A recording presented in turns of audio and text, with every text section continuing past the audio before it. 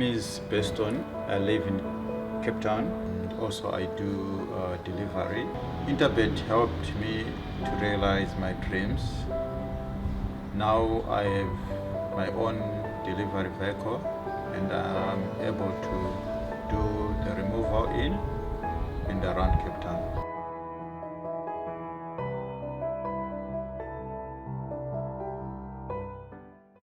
Racing takes place at Hollywoodbets Greyville on the Polytrack on Wednesday, the 16th of August 2023. We've got 8 races on the program, and race number 1 is set to be the start of the bipod over 1,400 meters. 25 past 12, the time that you need to get involved in all your bets. I'm joined by Graham Hawkins, and Graham, firstly, how are you doing, and what's your overall thoughts on the card?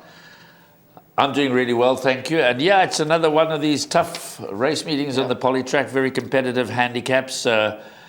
Not easy to find nap selections, not easy to find bankers. I think a few of the races we can narrow down, but not easy to find absolute bankers. I thought maybe Black White Dynamite, but he's gone up 8 pounds in the ratings, but he certainly won well enough last time. So that's much later on. We'll get to him later on. But the first race, obviously, is a maiden plate, 1,400 meters, first leg of the bipod.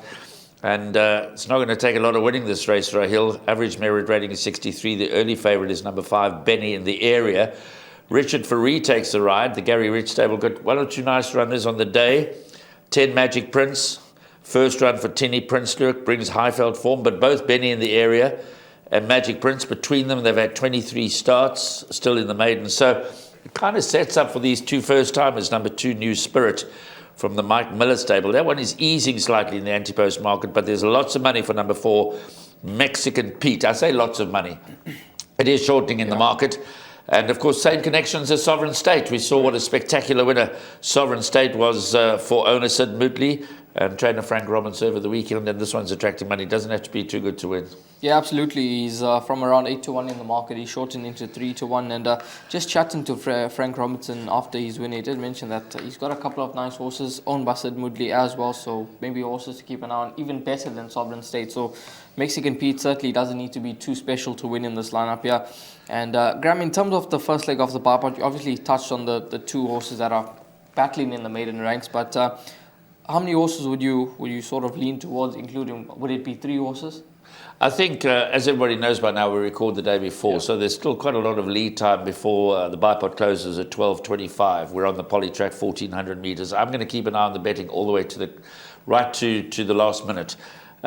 Because at this stage I would include both of the first timers, number 2 New Spirit and number 4 Mexican Pete, as well as number 5 Benny in the area, number 10 Magic Prince. But I really hope the betting would say to me we can only maybe even bank a Mexican Pete. If there's strong follow through and it shortens even further in the market.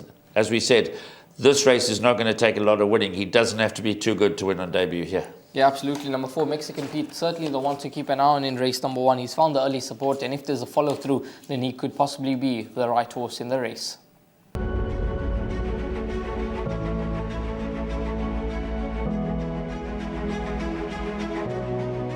It's good fun. Days like these are great. You get the whole industry together. And to have, companies and corporations like Interbet and Cape Racing who are so generous with sort of time and energy into making a day like this possible it's fantastic for everyone.